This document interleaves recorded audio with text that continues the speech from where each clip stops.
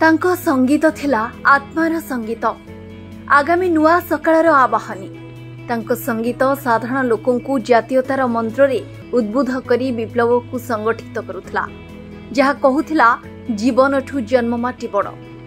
जातीय कवि बांछानिधि महांती जनचेतना और गण संग्राम रो चारण कवि थिले बोली विशिष्ट अतिथि माने मतपोषण करथिले। भद्रकर स्थानीय संस्कृति भवन ठारे ओडिशा साहित्य एकाडेमी और बांछानिधि महांती स्मृति परिषद सहयोग रे अनुष्ठित जयंती उत्सव रे सभापतित्व करथिले डॉक्टर दुर्योधन दास। वरेण्य अतिथि भावे प्रोफेसर डॉक्टर शशधर दास, मुख्य वक्ता भावे साहित्यिक पवित्र पाणिग्राही, विशिष्ट वक्ता भावे साहित्यिक रवीन्द्र बिहारी प्रमुख जोगदे स्वर्गत बांछानिधि महांती उद्देश्य रे स्मृतिचारण करथिले। कार्यक्रम प्रारंभ रे भद्रक संगीत महाविद्यालय छात्र छात्री मानक द्वारा देशप्रेमर संगीत गान करा जायतिला। परे परे अतिथि परिचय और स्वागत भाषण प्रदान करथिले ओडिशा साहित्य एकाडेमी सदस्य पूर्णचंद्र बहली। एही अवसर रे साहित्यिक निराकार दास को बांछानिधि स्मारकी पुरस्कार रे सम्मानित करा जायतिला। परिशेष रे परिषद सह संपादक कृष्णचंद्र महांती शेष स्पर्श प्रदान करथिले। मु पवित्र पाणिग्राही गप लेख जातीय कवि बांछानिधि महांती 128तम जयंती ओडिशा साहित्य एकाडेमी एवं जातीय कवि बांछानिधि महांती स्मृति संसद तरफ मिलित आनुकूल्य पालित होउछि। जातीय कवि बांछानिधि महांती असहयोग आंदोलन, कनिका प्रजा आंदोलन एवं लवण सत्याग्रह रे अंशग्रहण करने सहित बहुत ज्वालामुखी कविता, विप्लव विद्रोहर कविता लिखि साधारण जनगण को से प्रभावित करथिले। तांकर स्वप्न थिला साधारण जनता भितरे तांकर कविता अग्निर स्फुलिंग भली काम करू एवं विप्लव को तेजदीप्त करू।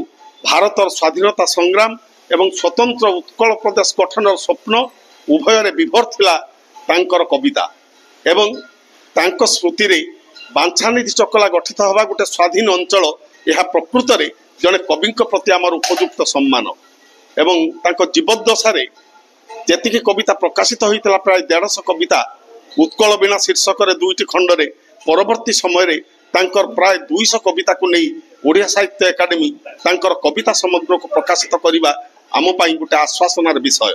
तांकर कविता एवं तांकर साहित्यर आहुरी चर्चा हवा दरकार, कारण संगीत जे कथा अपेक्षा भाषण अपेक्षा लोकंकर हृदय को अधिक छुए यह से मर्मे मर्मे उपलब्धि करिथिबारु तत्कालीन समय स्वर को तांको कविता रे से प्रतिफलित करिसंती। तेणु तांकर जयंती आम समस्त को उद्बुद्ध करू। आमे हमर पादतलर माटी को चिन्नु, निजस्व दर्पण रे मुह देखू, ताहाले एई उत्सवर प्रकृत सफलता आसीच बोली आमे अनुभव करि परिबा। समस्त को धन्यवाद, नमस्कार। मु डॉक्टर शशधर दास, अवसर प्राप्त प्रोफेसर ओडिया भाषा साहित्य विभाग, जातीय कवि बांछानिधि महांती स्मृति परिषद भद्रक बहुत दिन है कार्य कर आसुची, किंतु परवर्ती समय रे साहित्य एकाडेमी सहयोग रे आम यही जयंती पालन करुचु एवं प्रत्येक वर्ष जड़े जड़े प्रगतिशील कवि को आम संबर्धित करुचु एवं ता सहित जातीय कवि बांछानिधि महांती स्मृतिचारण करा जाउछि। यही उत्सव उद्देश्य अच्छी जातीय कवि को आम गण में पुनर्जीवित करके रखापी। आज आमर जिलापाल कौन कारण आसीपारी ना से मुख्य अतिथि थिले। मुझे कमिटीर उपसभापति अच्छी, मत आज वरेण्य अतिथि भाव में रखा जाइथिला। आज जो कवि निराकार दास को संबर्धित करागला से वर्तमान समय जड़े विशिष्ट प्रगतिशील कवि एवं तांकर 4-5 खंडी कविता बही रे से प्राय मनीष मानक समवेदना प्रकाश करने सहित प्रगतिशील चिंता और चेतना को नहीं काव्य कविता लिखुंट।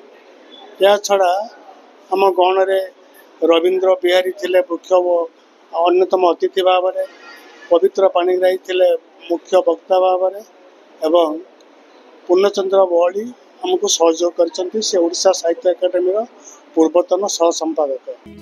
भद्रक प्रभात विजयन रिपोर्ट, आरसीएन ओडिया।